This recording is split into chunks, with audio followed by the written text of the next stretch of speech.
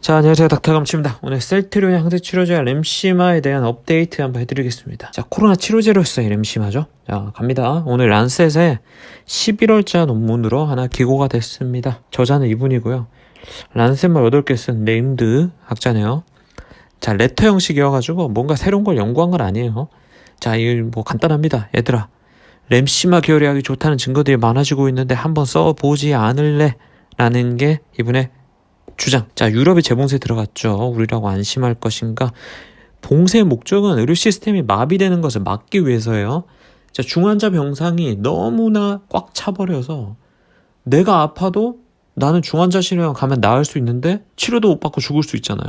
내가 만약에 천식 발작이 왔는데 중환자실에서 치료를 조금 하면 나아질 수 있는데 입원할 병실이 없대요. 만약에 우리 시에 없어서, 우리 서울시에 없어서 광주까지 막 내려가야 된대요. 그럼 광주까지 가다가 잘못되는 경우가 많겠죠.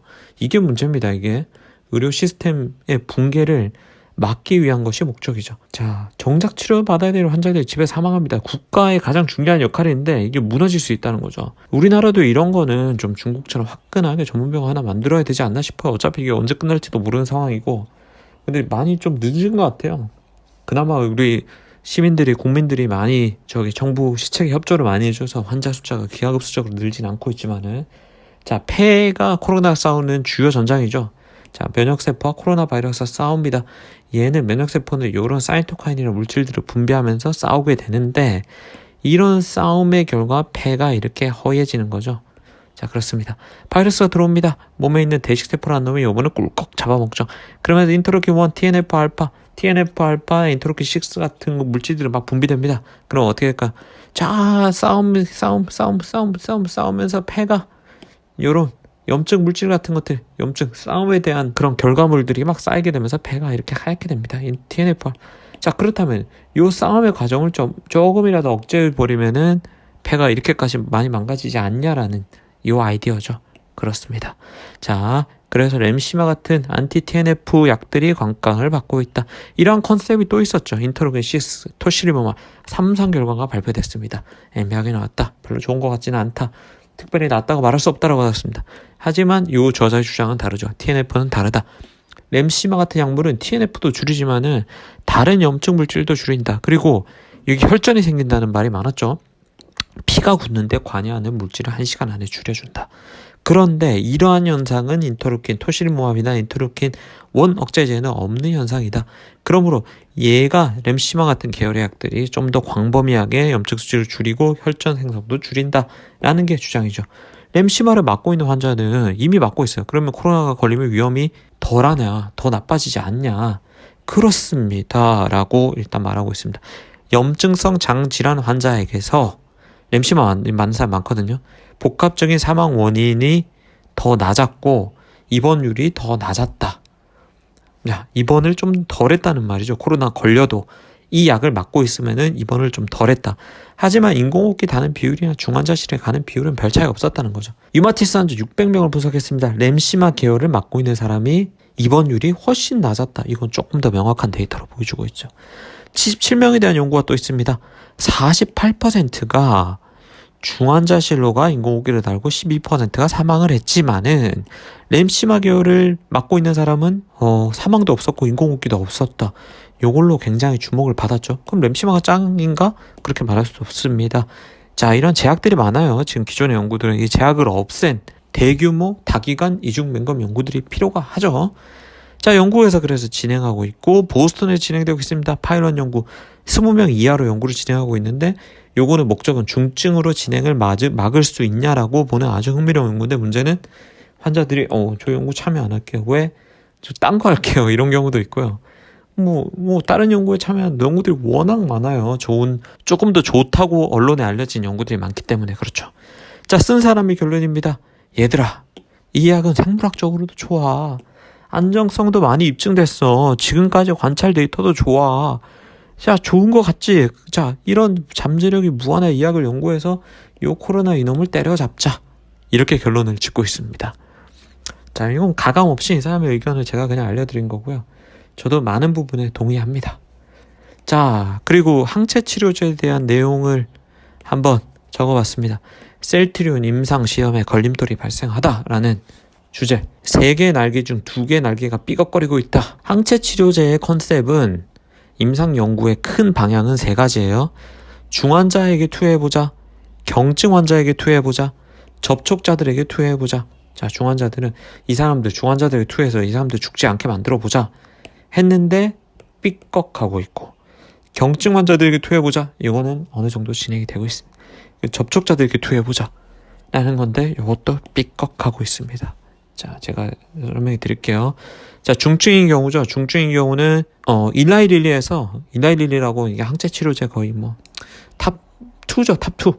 네, 탑2인 회사가 중증 환자에 대해서 항체 치료제 임상을 중단했어요. 왜? 중증에는 효과가 별로 없던데 그 환자들이 하겠으면 안 하겠죠. 왜냐면은 초기에는 바이러스 타이터가 높았다가 며칠 지나면 뚝뚝 떨어져요. 뚝뚝. 이렇게 높았다가 뚝뚝 떨어지는데 요맘때가 이게 중증이 되는 거죠. 요때는 바이러스도 별로 없는데 요 놈을 때려잡아서 뭐 하겠습니까? 그렇습니다. 그러므로 초기에 투여하는 게 목표예요. 이거는 셀트리온도 알고 있고 일라이리리도 다 알고 있는 거예요. 그러니까 괜히 엄한데 돈 쓰지 말자는 거죠. 빨리 중단된 것 같습니다. 셀트리온 아직 공식적으로 중단했다는 얘기는 없는데 아마 요 임상은 제일 마지막에 진행되지 않을까라는 생각입니다. 경증. 자, 경증은 지금 진행하고 있습니다. 국내 환자 모집 시작했고 다음 주부터 본격적인 모집이 시작됩니다. 지금 셀트리온 관계자들이 임상을 진행하는 병원 여러 곳을 찾아다니면서 고생을 많이 하시더라고요. 자, 어차피 사망률이 낮잖아요. 환자들이 등록을 잘 안 할 가능성이 있습니다. 그리고 문제가 뭐냐면은 코 검사 아마 받아본 적 있나 모르겠는데 코에다가 콧구멍에 이렇게 넣어서 검사하는 거를 거의 매일, 당분간 거의 매일 해요. 저 엄청 힘들겠죠. 근데 하지만 그렇기 때문에, 힘들기 때문에 보상이 정말 확실하더라고요. 제가 얼핏 들었는데 환자에게서 주어지는 금액이 굉장히 상당합니다. 상당히. 제가 본 적도 없는 이런 돈을 준다는 거는 거의 처음 들었거든요. 임상연구에서.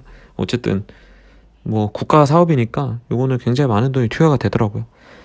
자, 그 다음에 회사에서 가장 아마 공을 들이는 게 이걸 겁니다. 자, 무증상 접촉자, 이것도 좀 차질이 생겨요. 우리나라에는 좀 특징적인 아주 특이한 곳이 있어요. 생활치료센터라는 게 있죠. 예를 들면 뭐 경기도 교육연수원인가 뭐 거기도 있고, 예전에 하나가 있었죠. 하나 용인. 대기업들이 이런 걸 지원해 주더라고요. 지금은 삼성화재인가? 삼성화재. 연수원. 그러니까 연수원을 기업에서 나라에다 공급해 줍니다. 우리 연수원에서 요 접촉자들이나 아주 경증인 환자들이 가게 해달라. 그렇죠. 요 임상을 하기에 정말 좋죠. 요게 입원해 있는 환자가 나빠져서 병원에 가는 빈도를 줄여주자. 그럼으로써 환자에게 약을 투여한 그룹, 그 다음에 플라세보를 투여한 그룹, 물약 같은 거죠. 물약 투여했다. 자, 약을 투여했더니 이 환자가 더 나빠져서 병원으로 가는 빈도가 더 낮더라는 연구 디자인이 있었거든요. 그 다음에 무증상 접촉자. 어떤 만약에 요양병원이 있습니다. 요양병원에 환자가 한 명 발생했어요. 접촉자가 어마어마하겠죠. 전수검사를 하겠죠. 그 중에서 바로 발생하는 사람도 있겠지만 며칠이 지나서 코로나로 넘어간 사람이 있을 겁니다. 이 환자들에게 접촉자 전체에게 투여합니다. 그러면은 이 환자 중에서 요양병원 환자는 굉장히 또 고위험군이니까요. 이 환자 중에서 진짜 코로나로 넘어가는 환자를 줄이자. 주사를 맞으면은 코로나로 가는 빈도가 줄어들더라. 이걸 보기 위한 건데, 자, 요거는 정말 만약에 요게 요 임상이 통과한다면 요거는 정말 대박이죠. 대박. 요 임상 통과 대박이죠. 회사가 대박이죠. 그다음 환자들에게도 대박이죠. 자, 환자 내 접촉자인데 요 약이 투여되면서 요걸로 넘어가는 빈도가 낮더라. 요 무증상 접촉자의 숫자는 무지막지합니다. 엄청나요. 코로나 환자를 만났다고 해서 내가 굉장히 밀접 접촉자였다고 해도 진짜 환자가 되는 비율은 20%인데 20% 이내인데요. 그 비율을 무지하게 줄여주면은 이 엄청난 숫자의 접촉자들이 요 약을 투여하게 되는 거죠. 요게 차질이 생겼다는 겁니다. 요게 좀 지연되는 것 같아요. 물론 뭐 문제가 많겠죠. 여기는. 왜냐면은 생활치료센터는 의료기관이 아니에요. 급하게 만약에 문제가 됐을 때, 급하게 만약에 과민 반응이나 환자가 응급한 문제가 생겼을 때 기본 처치가 병원만큼 그렇게 디테일이 있지가 않아요. 그래서 환자들 참여가 좀 더뎌질 수도 있고 이게 정말 승인 날지도 몰라요.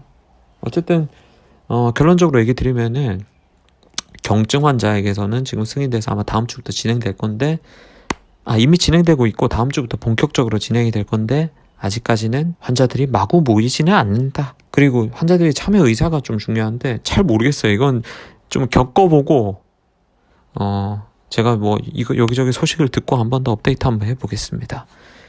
자, 닥터감씨였고요. 비가 오는 비가 추적추적 내리는 가을입니다. 많이 추워질 것 같은 느낌이 좀 드네요. 일교차가 아주 심해요. 여러분들 감기 조심하시고 여러분의 좋은 의견을 또 남겨주시면은 같이 또 영상 업데이트 하도록 하겠습니다. 닥터감씨였습니다. 감사합니다.